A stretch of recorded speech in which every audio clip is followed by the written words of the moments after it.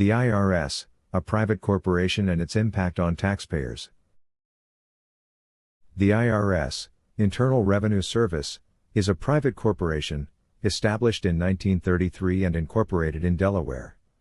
Despite its appearance as a government entity, it operates under international treaties, specifically under the control of the Federal Reserve and the International Monetary Fund, IMF. In fact, the IRS acts as an agent for the Federal Reserve, a private corporation, and performs functions as outlined in various treaties, such as the Foreign Agents Registration Act of 1938. The purpose of this structure is to manage the nation's tax system under the guise of a government agency while actually serving private financial interests. This system was established after the U.S. bankruptcy in 1933, and since then, the IRS has been collecting taxes in support of a larger global financial structure. Understanding this complexity helps illuminate the reality behind income taxation and the broader financial system that controls much of the American economy. The IRS and its role as a private corporation. The IRS was established to collect taxes on behalf of private entities like the Federal Reserve, which itself is not a government institution but a private corporation controlled by a small number of powerful families. These families and organizations, such as the Illuminati, the Bilderberger Group, the Council on Foreign Relations, and the Trilateral Commission, exert significant influence over global finances, including U.S. taxation policies. The IRS functions as an agent of these private entities, acting under contract to the bank and the fund, which include the Treasury. The IRS, as an agent of the Federal Reserve, operates beyond the normal jurisdiction of U.S. government agencies. It is also subject to foreign control, which violates the idea of sovereignty and transparency in the U.S. tax system. This arrangement raises serious questions about the legitimacy of the tax collection process and its accountability to the public. The relationship between the IRS and the Federal Reserve. The IRS, by its nature, operates under the authority of the Federal Reserve, a private institution that controls the issuance of money in the U.S. The Federal Reserve does not act as a public body but as a private corporation, which fundamentally undermines the legitimacy of the tax system it governs. As a result, the money used in the U.S. economy, Federal Reserve notes, FRNs, is not backed by tangible assets like gold or silver, but rather operates on the faith and credit of the American people. This system, where the IRS collects taxes to pay off debts created by the issuance of fiat money, places an undue burden on citizens. The Federal Reserve's ability to print money and loan it to the U.S. government comes with significant interest, perpetuating a cycle of debt that is almost impossible to break. The reality is that the IRS does not merely collect taxes to fund government programs but to service the debt created by the private banking system. This dynamic creates a complex relationship where citizens, under the guise of taxation, are actually supporting a system that is designed to keep them in debt. How the IRS functions as a tax collection agency. The IRS uses documents like the 1040 form, notice of levy, and other paperwork to solicit money from individuals and businesses. However, these documents lack the legal authority behind them, and the IRS has no proof of its authority to operate in the manner it does. Many individuals have fought these claims, arguing that the IRS is operating outside the law, particularly since it relies on the concept of color of law rather than actual statutory law. Additionally, the IRS is not authorized to operate outside of the District of Columbia and U.S. insular possessions, according to Title IV of the U.S. Code.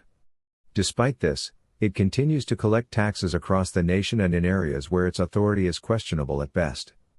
The ongoing operations of the IRS, which may include fraudulent activities like mail fraud, represent a systematic effort to extort money from citizens without clear legal grounding.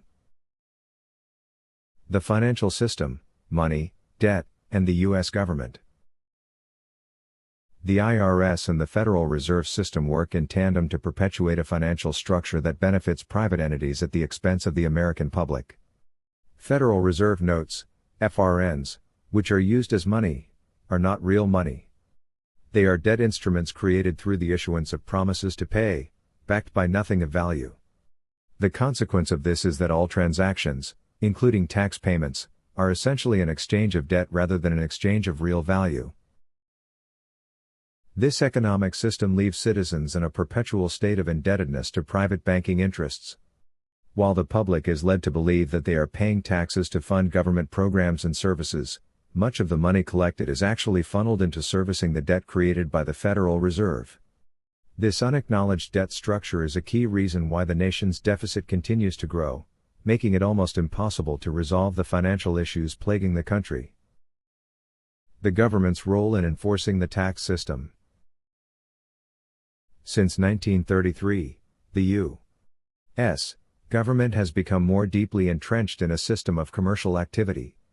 Citizens, by participating in this system through tax payments, essentially lose their sovereignty. When individuals engage in commerce, they are treated as part of the commercial system, bound by its rules and regulations.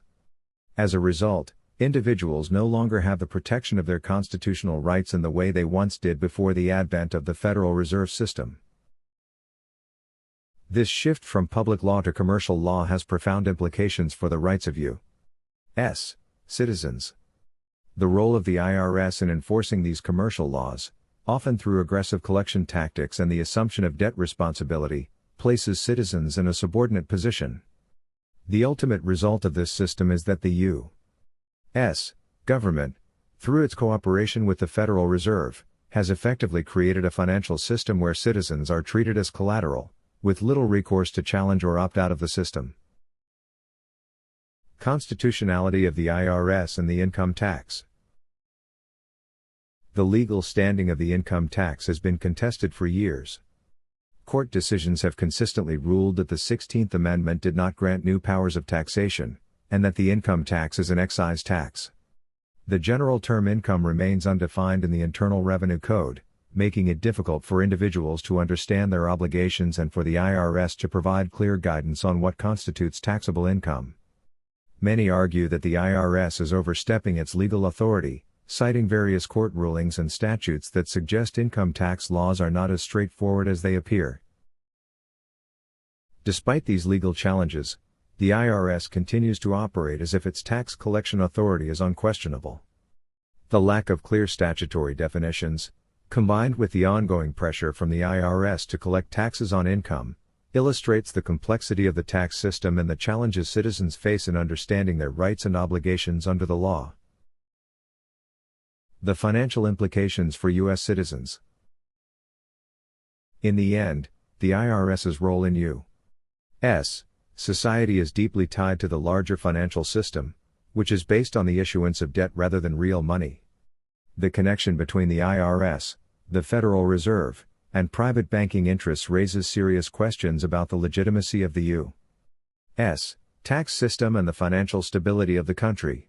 While the government continues to perpetuate the illusion that taxes are necessary for public services, much of the money collected goes toward servicing the debt created by the Federal Reserve System.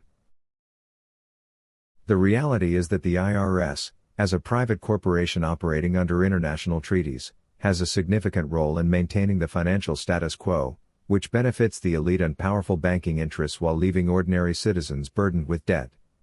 The question remains, is the U.S. tax system truly in the public interest, or is it merely another tool for maintaining control over the financial well-being of the people? Final thoughts, taxation and sovereignty. The relationship between the IRS, the Federal Reserve, and the U.S. government has created a financial system where sovereignty is diminished and citizens are treated as financial assets rather than individuals with rights.